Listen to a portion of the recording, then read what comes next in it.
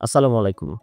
আজকে আমি আপনাদেরকে দেখাবো আমাদের অ্যাড সেটিং অর্থাৎ আমাদের ইনভি সফটওয়্যারের যে একটা ক্লায়েন্ট অ্যাপ্লিকেশন আছে, ওই ক্লায়েন্ট অ্যাপ্লিকেশনের কিছু সেটিং আমরা ইনভি সফটওয়্যার থেকে করতে পারবো। আমরা এই জিনিসটা আজকে এই টিউটোরিয়ালে দেখাবো।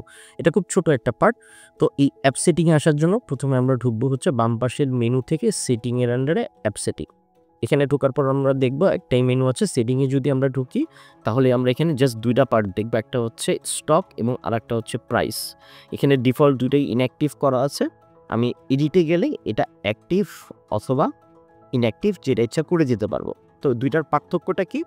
স্টক অ্যাক্টিভ মানে হচ্ছে আপনার ক্লায়েন্টরা মানে ইনভি যে ক্লায়েন্ট অ্যাপ্লিকেশনটা আছে যাদেরকে আপনি এই অ্যাপ্লিকেশনটা দিবেন, যদি আপনি স্টকটা অ্যাক্টিভ রাখেন তাহলে তারা আপনার সফটওয়্যারের অ্যাকচুয়াল স্টকটা দেখতে পারবে। আর যদি ইনঅ্যাক্টিভ রাখেন তাহলে তারা আপনার সফটওয়্যারের স্টকটা দেখতে পারবে না, বাট অর্ডার করতে পারবে। এরপরে আপনি যদি প্রাইসটা অ্যাক্টিভ রাখেন তাহলে তারা প্রাইসটা দেখতে পারবে, অর্থাৎ আপনি কোন প্রোডাক্টটা কোন প্রাইসে বিক্রি করতেছেন, সেল প্রাইসটা সেটা আপনার ক্লায়েন্টরা দেখতে পারবে।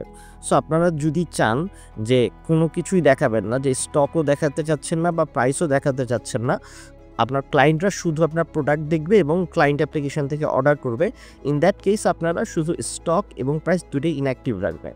অথবা আপনি যদি চান যে আপনার ক্লায়েন্টরা যেন জানুক যে আপনার কোন প্রোডাক্ট কতগুলো স্টকে আছে এবং সেই অনুযায়ী তারা অর্ডারটা করুক, তাহলে আপনারা জাস্ট স্টকটা অ্যাক্টিভ রাখলেই তারা আপনার সফটওয়্যারের মাধ্যমে জানতে পারবে কোন প্রোডাক্টগুলো আপনার স্টকে কতগুলো আছে এবং সেই অনুযায়ী তারা অর্ডারটা করতে পারবে।